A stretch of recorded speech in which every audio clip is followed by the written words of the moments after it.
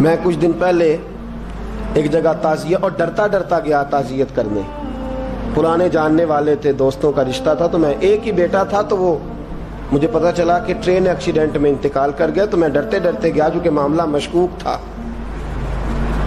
اور جب میں تعزیت کے لیے اندر پہنچا تو ہمارے جو انکل تھے, جن کا میرے دوست تھے, وہ ان کے کچھ عزیز کہنے لگا کہ حضرت جی آپ کے ساتھ والے باہر جا سکتے ہیں؟ تو میں نے کہا چلے جاتے ہیں. میں دوستوں کو گاڑی میں بھیج دیا, اور جب میں نے اس سے بات چیت کی, کہنے لگا میرا بیٹا ایکسیڈنٹ تو میں نے بنایا ہے, وہ تو خودکشی کر کے مرا ہے. شادی کے 11 سال بعد خدا نے ایک بیٹا دیا تھا, اور مجھ سے غلطی یہ ہوئی, میں نے کہا میرے بیٹے کو تکلیف کوئی نہ آئے. اس کے منہ سے جو نکلا میں نے اسے دیا, جو اس نے مانگا میں نے دیا. کہتا ہے جو شخص 16,000 مہینے کا کمائے اور بیٹے کو 40,000 کا موبائل خرید کے دے, کہتا ہے میں نے ہر سہولت اسے دی. پھر ایک امیر کی لڑکی سے یونیورسٹی میں پڑھتے ہوئے اس کا تعلق بنا. بچی کے میسج بھی میں نے اپنے موبائل, اس بچے کے موبائل میں دیکھے, اور اس لڑکے نے جو میسج سینڈ کیے وہ بھی میں نے دیکھے. پھر میں گھر پہنچ گیا, میں نے بیٹے سے منتیں کی کہ بیٹا وہ ہمیں رشتہ نہیں دیں گے, ہماری برادری بھی چھوٹی ہے اور ہمارے جیب میں پیسے بھی کوئی نہیں. پھر میں ان کے گھر گیا, بیٹا نہ مانا, اور میں نے اس شخص کو بلا کے کہا تیری بیٹی کے میسج ہے, خدا را خیال کر, اور تیرے تو 7 بچے ہیں, میری گود میں تو ایک ہی پھول کھلا ہے, میں کدھر جاؤں, خیال کر. اس نے کہا دوبارہ تو نے نام لیا تو ایسے کیس میں باپ بیٹے کو پھنساؤں گا کہ ساری زندگی نکل نہیں سکو گے.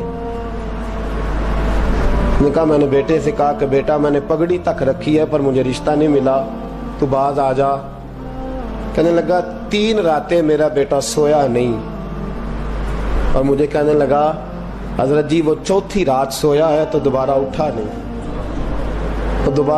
مجھے کہنے لگا مجھے اجازت دو کہ میں اس بیٹی کو بھی قتل کر دوں اور اس کا باپ بھی قتل کر دوں, میرا تو گھر اجڑ گیا نا.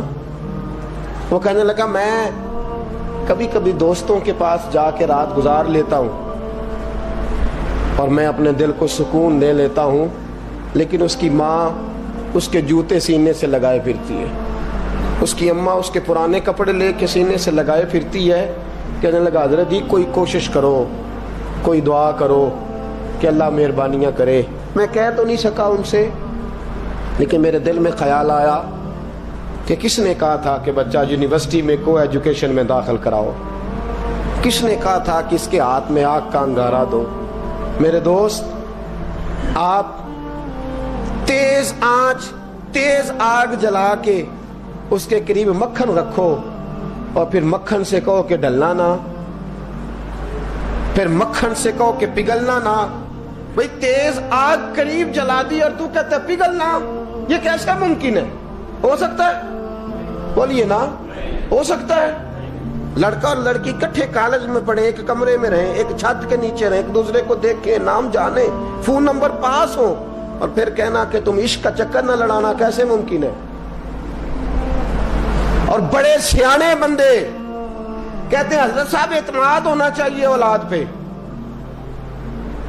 میرے نبی پاک کو اپنی بیویوں پہ اعتماد نہیں؟ عبداللہ ابن مکتوم نابینے سے ابھی آئے ہیں تو حضور نے فرمایا پردہ کر لو. حضور کو اعتماد نہیں؟ مصطفیٰ سے پاک گھر کسی کا ہو سکتا ہے؟ فرمایا پردہ کر لو, نقاب ڈالو. سونے وہ تو نابینا ہے, فرمایا تمہیں تو نظر آتا ہے نا, ڈالو نقاب. یہ اعتماد ہونا چاہیے. یہ کیسا اعتماد ہے کہ تو تیز آگ جلائے اور مکھن قریب رکھ کے اعتماد کر, یہ کیسا اعتماد ہے؟ ایک حدیث سنانے لگا, زندگی بھر بھولنا نہ, دل کی تختی پہ لکھنا یہ روایت. توجہ ہے آپ کی؟ جاگ رہے ہیں؟ باہر والوں کو میری بات کی سمجھ آ رہی ہے؟ حدیث سنانے لگا ہوں, ابن حجر اسقلانی حدیث لائے ہیں. رسول پاک صلی اللہ علیہ وسلم نے فرمایا جہاں مرد اور عورت اکیلے ہوں وہاں تیسرا شیطان ہوتا ہے. یہ تو پہلے بھی سنے ہوں گے نا اتنے لفظ، اس سے آگے ہیں ابن حجر حدیث کے لفظ لائے. یا رسول اللہ صلی اللہ تعالی علیہ وسلم، مرد اور عورت اکیلے ہوں تو تیسرا شیطان ہوتا ہے؟ حضور نے فرمایا ہاں. عرض کی حضور اگرچہ وہ نیک ہو، جاگ رہے ہیں نا آپ لوگ، اگرچہ وہ جہاں مرد اور عورت اکیلے ہوں وہاں تیسرا شیطان ہوتا ہے. حضور اگر وہ نیک ہو لکھ لو دل کی تختی پر. میرے رسول نے فرمایا اگر عیسیٰ کی ماں مریم بھی ہو اور زکریا کا بیٹا یحییٰ بھی ہو تو میں ان دونوں کو بھی اکیلا بیٹھنے کی اجازت نہیں دے سکتا. فرمایا عیسیٰ کی ماں مریم جو رہی مسجد میں، پلی مسجد میں، جس کی پاکیزگی کا اعلان قرآن کر رہا ہے، عیسیٰ کی ماں مریم. اور فرمایا یحییٰ صرف نبی نہیں، نبی کے بیٹے بھی ہیں، زکریا بن یحییٰ. فرمایا اگر یہ دونوں بھی ہوں، ایک نبی ہو اور ایک ولی ہو، مریم اور یحییٰ بھی ہو، مریم اور زکریا بھی ہو، فرمایا میں ان کو بھی اکیلے بیٹھنے کی اجازت ہے. تو کس نیکی اور پرہیزگاری کی بات کرتا ہے؟ تو کیسا پیر ہے اس کے پاس تنہائی میں بیٹھ کے بی بی اپنا دکھڑا سنا رہی ہے؟ تو کیسا مفتی ہے؟ اٹھا کے لے جا طریقتیں شریعتیں اور جا کے سنبھال لے اپنے جبہ اور دستار میں. وہ کوئی جبہ اور دستار نہیں، وہ گند ہے. اس لیے کہ جو نبی مریم سلام اللہ علیہا کو نبی کے پاس بیٹھنے کی اجازت نہیں دے رہے، وہ پیر کس بات کی مولی ہے جو بیبیوں کو بغیر پردے کے سامنے بٹھاتا ہے؟ اور تنہا بی بی کہتی ہے میرا دکھ سن لے، کس نے اجازت دی ہے؟ اور پھر کہنا تماشا لگ گیا، سٹنڈ لگ گیا ہے. یہ شریعت بیان کر رہا ہوں، رسول اللہ کا فرمان بیان کر رہا ہوں، اور اس سے آگے ہمیں کسی دلیل کی ضرورت بالکل نہیں ہے. پتہ نہیں باپ کو کہ میرا بیٹا کیا کر رہا ہے.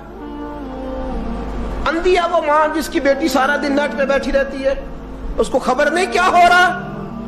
اور جب آگ گلے تک آتی ہے نا، داڑیاں جب جلنے لگتی ہیں تو ہمیں خیال آتا ہے یہ کیا بن گیا ہے. اور جب ماں کا دوپٹہ کھینچنے لگتا ہے نا سگا بیٹا کہ چل میرا رشتہ مانگ، پھر اس کو پتا چلتا ہے کہ یہ تو معاملہ ہی بڑا خراب کر لیا میں نے. میرے دوست، جوانی زیادہ پیسے کمانے کا نام نہیں. اگر تو قیمتی کپڑے پہنتا ہے تو تو جوان نہیں. تو 50 کلو وزن بائیں ہاتھ سے اٹھا لیتا تو تو جوان نہیں.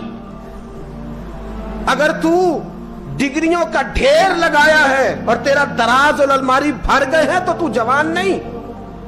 اور اگر تو نے اپنے خاندان اور معاشرے میں اونچا افسر بن کے نام کما لیا تو جوان نہیں.